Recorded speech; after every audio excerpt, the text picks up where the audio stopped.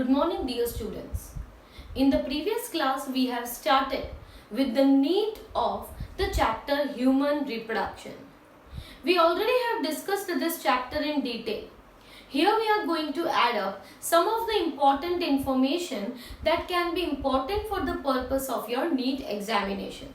So, we had started with the male reproductive system. The first topic that we had discussed was the introduction of the chapter, in which we came across certain terms of the reproductive system or certain terms related to human reproduction. After which we have started with the male reproductive system. हमने ये discuss किया था कि जो mail reproductive system होता है उनमें include होते हैं structures like the first structure that we discussed was the scrotum. Right, scrotum जो है वो बैग लाइक स्ट्रक्चर जिसमें टेस्टिस प्रेजेंट होते हैं और उसका पर्पस होता है to lower down the body temperature. Scrotum के बाद हमने डिस्कस किया था the main sex organ which is the testis. The primary sex organ in the males is known as testis because testis के अंदर होने वाला है the process of spermatogenesis, मतलब sperm formation. अब ये जो testis है उसमें हमने डिस्कस किया था about the protective coverings of the testis, right? तो testis में हमने protective coverings की बात की थी. protective coverings में क्या आएगा? 3 layers. Outermost is tunica vaginalis, फिर आता है tunica albuginea and the third is tunica vasculosa. तो ऐसे करके 3 जो है वो उसके प्रोटेक्टिव कवरिंग्स हैं. अब ये जो टेस्टिस है उसमें और एक चीज हमने डिस्कस की थी that testis will be having presence of testicular lobules. Testis में होते हैं टेस्टिक्युलर लोब्यूल्स और ये टेस्टिक्युलर लोब्यूल्स के अंदर होता है seminiferous tubule. Seminiferous tubules were lined up by which cells? Germinal epithelial cells and the Sertoli cells, and both of them have different functions. Germinal cells will give rise to the sperms, whereas Sertoli cells will be for the nourishment of the sperms. Apart from these two cells, there was third type of cell situated between the two seminiferous tubules and they were known as the Leydig cells. And Leydig cells are for the production of the male androgen which is called testosterone. Right? So when you prepare this topic, you have to revise each and every point that has been discussed. Okay? In the next class, we will even discuss the MCQs that are being asked in the male reproductive system. तो हम थोड़े MCQs की बात भी करेंगे that what is being previously asked from this topic. Okay? So testicular lobules and testicular lobules के अंदर हमने बात की थी seminiferous tubules. और एक चीज यहाँ पे हमने हॉर्मोन्स की भी बात की थी. There were 2 hormones, that is एक था एंड्रोजन बाइंडिंग प्रोटीन और एक था इनहिबिन. एंड्रोजन बाइंडिंग प्रोटीन जो है वो टेस्टोस्टेरोन को कंसंट्रेट करता है इन द सेमिनिफेरस ट्यूब्यूल और दूसरा इनहिबिन जो है जो एफएसएच की एक्टिविटी को रिड्यूस करता है. Now after discussing about testis, testis के सराउंडिंग में there is an accessory duct और accessory tubule like structure present जिसे हम कहते हैं epididymis.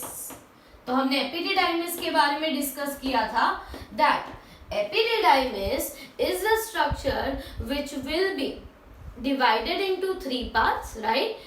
Caput epididymis, corpus epididymis and cauda epididymis. ये epididymis जो है वो inactive sperms को store करता है, right? It provides nourishment also, but it is the main site where the formed sperms will be stored for a short duration. तो ये था एपिडिडाइमिस. तो अभी तक हमने मेल रिप्रोडक्टिव सिस्टम में स्क्रोटम, टेस्टिस, टेस्टिस के अंदर जो डिटेल्स हैं वो सारी एंड एपिडिडाइमिस, इन तीनों के बारे में डिस्कस किया था. Now we are moving on to the fourth structure.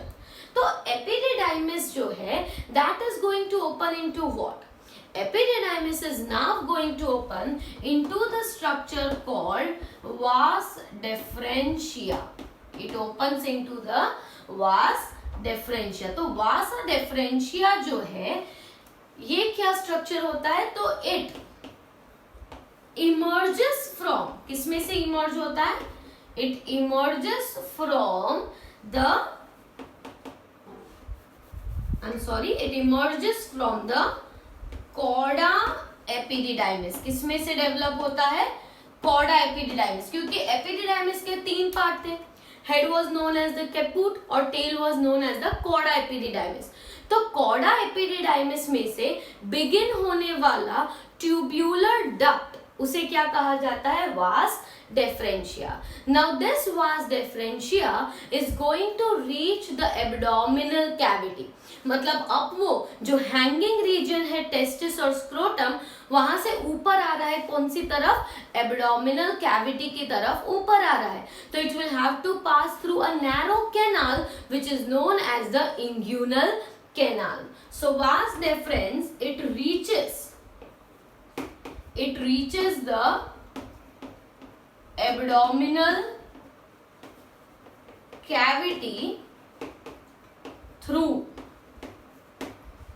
the inguinal canal. You can look at the diagram for the same, right?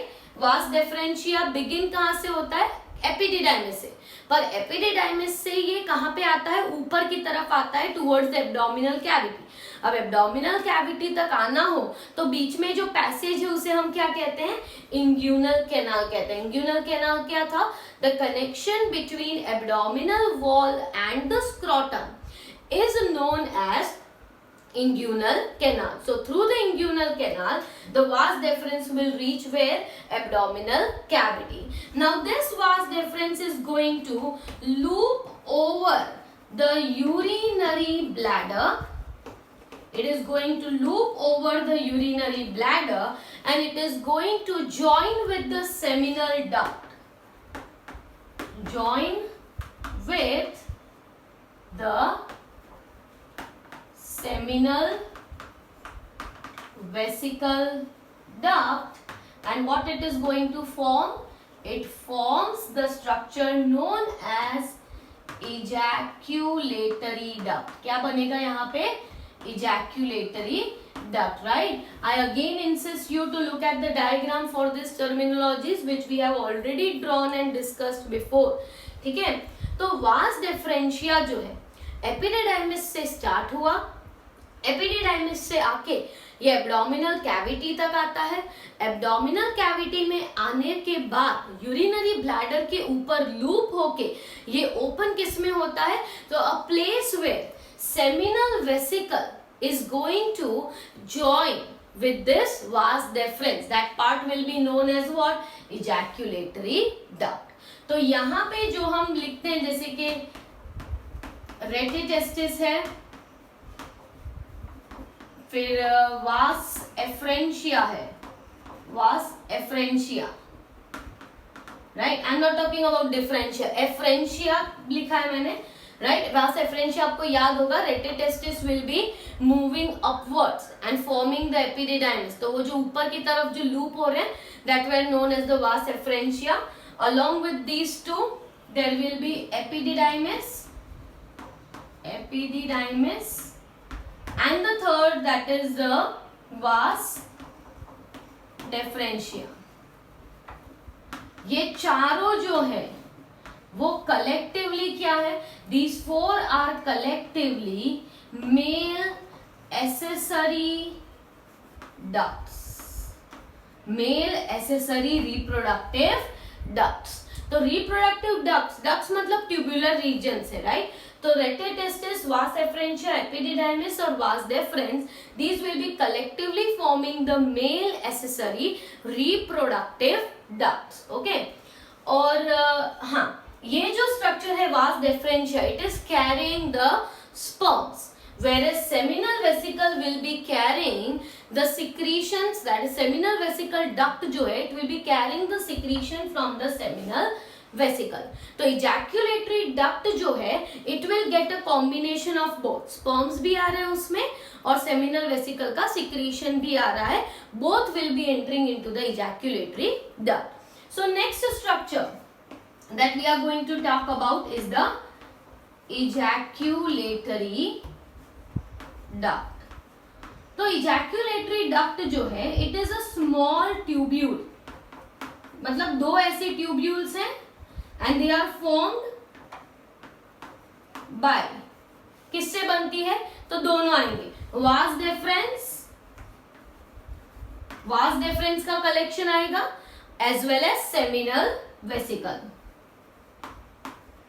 It will carry the fluids from both vas deferens and seminal vesicle, दोनों से secretion आएगा into the ejaculatory duct। और ये जो ejaculatory duct है it will now open into the urethra, opens into the urethra।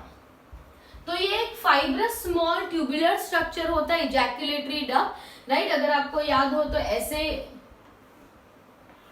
यहां पे वास डेफरेंस आता है, this will be the ejaculatory duct and here are the seminal vesicles, right. और यहाँ पे यूरिनरी ब्लैडर आता है, तो सेमिनल वेसिकल का भी सिक्रीशन यहाँ आएगा और वास डेफरेंस स्पर्म्स भी यहाँ पे आएंगे। ऐसे करके ये जो इजैक्यूलेटरी डक्ट है it will get both the sperms as well as it will get the fluid from the seminal vesicles। Okay, now the next region after ejaculatory duct will be the urethra। Now this urethra which we are talking about, ये urethra जो है इसके तीन parts होते हैं, that is prostatic urethra। और ये जो prostatic urethra है that carries only urine। ये प्रोस्टेट ग्लैंड के काफी नजदीक में होता है, इसलिए इसे प्रोस्टेटिक यूरेथ्रा कहते हैं। और प्रोस्टेटिक यूरेथ्रा में सिर्फ यूरिन कैरी होता है। प्रोस्टेटिक यूरेथ्रा के बाद आता है मेम्ब्रेनस यूरेथ्रा, और मेम्ब्रेनस यूरेथ्रा जो है वो यूरिन और स्पर्म्स दोनों कैरी करता है। और थर्ड जो आता है वो है पिनाइल यूरेथ्रा, जो प्रेजेंट होता है पेनिस में, इसीलिए उसे कहा जाता है पिनाइल यूरेथ्रा। ठीक है, तो ऐसे करके तीन यूरेथ्रा के रीजन्स है, उसमें से सबसे शॉर्टेस्ट जो होता है वो होता है मेम्ब्रेनस यूरेथ्रा, बहुत ही शॉर्ट होता है मेम्ब्रेनस यूरेथ्रा। तो प्रोस्टेटिक यूरेथ्रा जो है वो प्रोस्टेट ग्लैंड के पास है and it will carry only urine, but then after as it moves forward it will form the membranous urethra where actually the ejaculatory duct will open, and penile urethra जो है that will be present in the penis।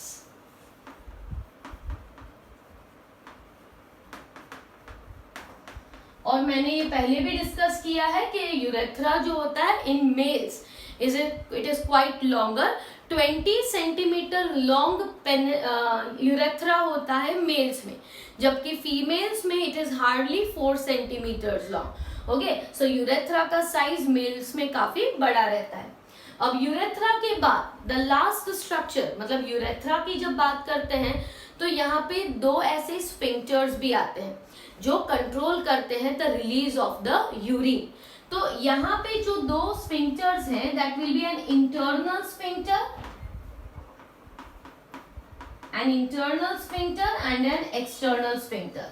तो internal sphincter जो है that is located at the neck of urinary bladder। Urinary bladder के नेक पे located होता है internal sphincter, और जो एक्सटर्नल स्फिंक्टर होता है ये एक्सटर्नल स्फिंक्टर लोकेटेड होता है at near the membranous urethra, near membranous urethra. तो इन दोनों में डिफरेंस क्यों है? क्योंकि इंटरनल स्फिंक्टर जो होता है वो स्मूथ मसल्स का बना होता है और इनवॉलेंटरी होता है, जबकि external sphincter is made up of striated muscles and it is a voluntary structure. So urine removal is partially involuntary but mainly external structure की वजह से ये वॉलेंटरी मैकेनिज्म हो जाती है. ठीक है, तो that was about the different structures, scrotum, testis, epididymis, vas deferens, then comes the ejaculatory duct, urethra, and the last thing to discuss is the external genital in the males, which is the penis.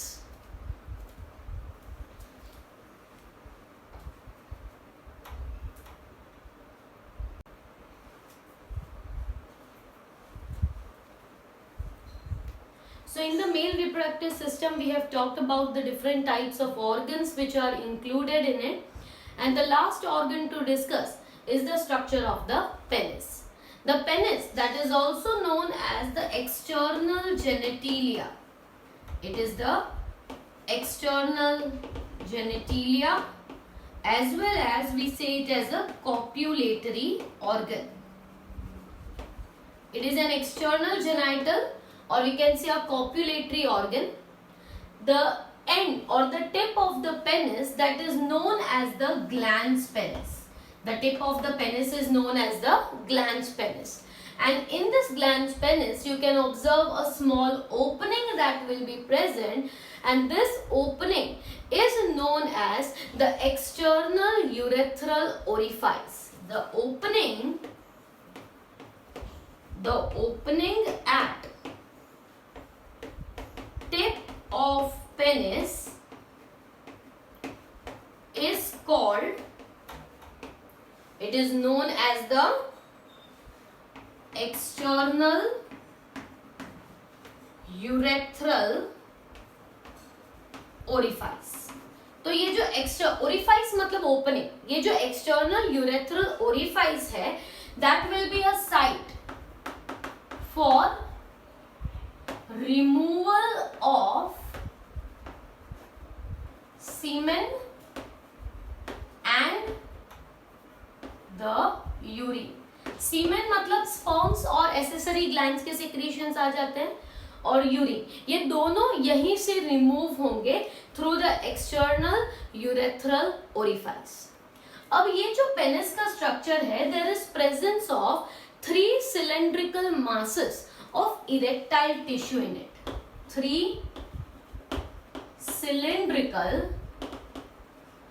masses of erectile tissue. 3 तरह की erectile tissue है, and they are, 2 of them are known as corpora cavernosa and one in the center is known as corpora spongiosum. तो एक है corpora spongiosum, और ये जो corpora spongiosum है उसके नीचे मैंने 1 लिखा है क्योंकि it is 1 in number. And second corpora cavernosa, that will be 2. मतलब यहाँ पे इधर साइड पे cavernosa है और बीच में spongiosum है. ये इरेक्टाइल टिश्यू का मतलब क्या है कि whenever blood enters or rushes into these tissues are going to be erected, and that is responsible for penile erection.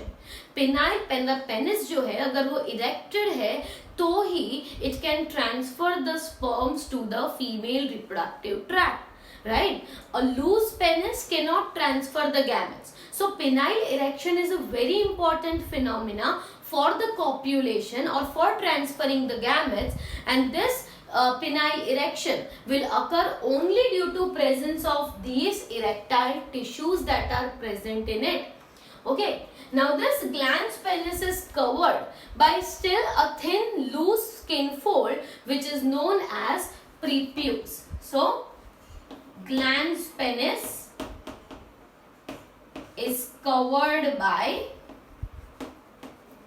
loose fold of skin, and this loose fold of skin is known as prepuce. Okay, so you have to remember that penis that has the tip of the penis called glans penis. There will be 3 erectile tissues, out of which 2 are cavernosa and 1 is spongiosum. जो हम बोलते हैं कि phenyl urethra जो है that will be present in which part, spongiosum. Okay, जो phenyl urethra था जो हमने आगे डिस्कस किया था that is present in which region, spongiosum में। ठीक है, तो यहाँ पे इतनी चीजें याद रखनी है। और glans penis will be still covered by a loose fold of skin जिसे हम कहते हैं प्रीप्यूस। अब हम बात करते हैं about the male accessory glands. वैसे तो हमने ये टॉपिक पहले डिस्कस कर लिया है, we are just revising it. तो 3 एसेसरी ग्लैंड्स हैं, seminal vesicle, prostate gland and bulbo urethral gland. Male reproductive system में 3 ग्लैंड्स हैं, seminal vesicle, prostate and bulbo urethral. Seminal vesicle कहाँ पे लोकेटेड है, तो it is located at the base of the urinary bladder, और उसका जो secretion होता है वो अल्कलाइन सिक्रीशन होता है। The major contribution to the whole semen, मतलब 60% जितना जो सीमेन है that is being contributed by the seminal vesicles, and mainly it contains fructose, prostaglandins. Fructose जो है it will be the source of energy, and prostaglandins are the hormones which will contract the uterus for the upward movement of the sperms। मतलब जब sperms को release किया जाता है female reproductive tract में, तो these sperms are released in the vagina, but from vagina they move to cervix, from cervix they move to uterus, from uterus they move to fallopian tube। तो ये जो upward movement है against the gravitational force, उसके लिए uterus को contract होना पड़ता है which facilitates the upward movement of the sperms, and that is done by the prostaglandins. तो फ्रुक्टोज और प्रोस्टाग्लैंडिन्स मेजर कंपोजिशन है ऑफ द सेमिनल वेसिकल्स। फिर आता है prostate gland, it is situated surrounding the urethra and this is having a milky secretion, पर इनका जो pH है वो slightly acidic है, it is 6.5 and it contributes to about 25% of the total semen. The secretion mainly contains citric acid and several enzymes like amylase, acid phosphatases, ऐसे enzymes होते हैं, और citric acid जो है its main function is to activate the sperms. Okay. And the third gland is the bulbourethral gland which is also known as the Cowper's gland. और ये जो Cowper's gland है वो membranous urethra के either sides पे present होती है। So seminal vesicle and bulbourethral both of them are paired, but prostate is an unpaired gland. Okay, there is no pair of prostate glands. Okay, remember that. It is situated on the either side of the membranous urethra, और ये भी कैसा होता है, alkaline. मतलब urination के बाद जो है वो पिनाइल यूरेथ्रा एसिडिक हो जाता है ड्यू टू यूरिन, उसे न्यूट्रलाइज करने का फंक्शन जो है वो बल्बोयूरेथ्रल ग्लैंड के सिक्रीशन का है। So it will neutralise the acids of the urine and its main function is to secrete the mucus. This mucus will be preventing any type of damage to the sperm and help in an easy copulation and easy transfer of the gametes. So that is the 3 accessory glands. तीनों accessory glands के secretion को मिला के क्या कहा जाता है, seminal plasma. What it is called, seminal plasma. Seminal plasma मतलब the secretion of the 3 glands, तीनों ग्लैंड का सिक्रीशन मिलके बनता है सेमिनल प्लाज्मा, और ये सेमिनल प्लाज्मा के साथ जब स्पर्म्स कंबाइन होते हैं तो उसे कहा जाता है सीमेन। ओके, सेमिनल प्लाज्मा मतलब तीनों ग्लैंड्स का secretion plus the secretion that is plus the sperms will be collectively known as semen. So in the next lecture we will talk about the semen and we will talk about the other hormonal regulation of the male reproductive system.